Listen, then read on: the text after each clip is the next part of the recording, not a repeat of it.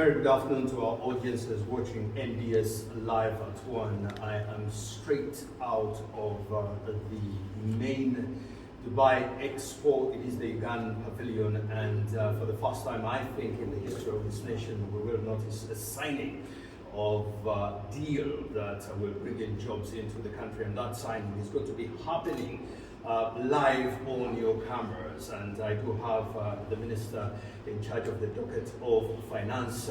He is here to make sure that deals are signed. I also have top persons from the Investment Authority.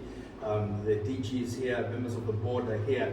There's a very reason to be excited about the signing here, and Julius on camera and myself, Samson, are here to welcome you into this one. And what you're going to see in your shot is the signing of the deal. The paper and the pens have been ready for a few now, and I'd like to encourage the Minister to lead the process of signing the deal, and later on we'll know what figures are involved, what sector is going to be benefiting, and those of you who are at home can begin to be very excited, especially those of you who haven't been in job for some time, and we'll know which companies are signing and what they're signing. Honourable Minister, you want to lead the process of signing. We'll begin with Morrison Rakakamba, who will be penning a signature, and from what I see, that signature looks very well rehearsed and orchestrated.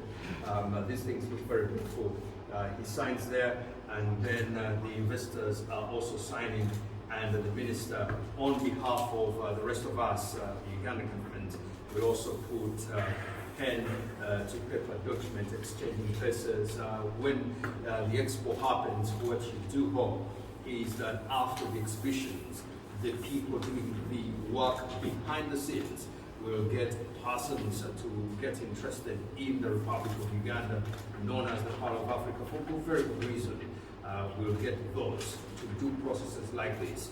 And this is why members of cabinet get on planes to come here and sign these things, because you don't have time to be wasting, especially if you have investors who want to invest in Uganda already, or if you made yesterday. So documents are being signed.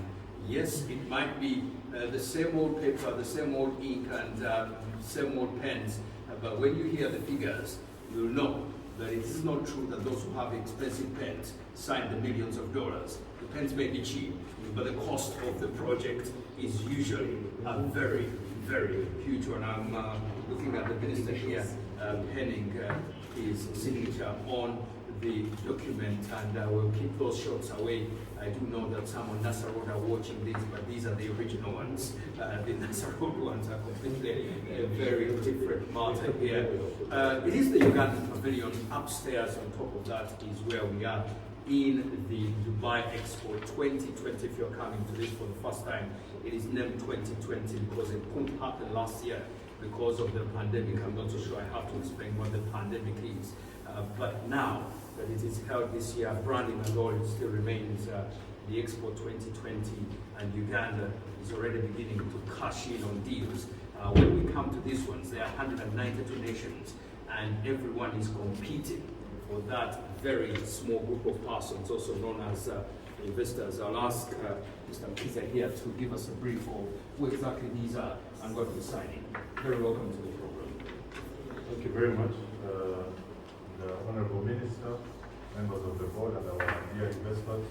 This is the Model Investment Group, Requester, who will be investing in commercial agriculture. You know, we do have a lot of raw materials. We have been exporting jobs for value trade and value addition in other countries. They are coming to add value on our products here in Uganda. We will do commercial agriculture, process our products here. Quite a number of investments that they will bring in our country over the next 5 years. The value is very huge. I'll leave our investor to talk about it, but we are very grateful that we have gone around the country looking for investment land. Now we have agricultural land.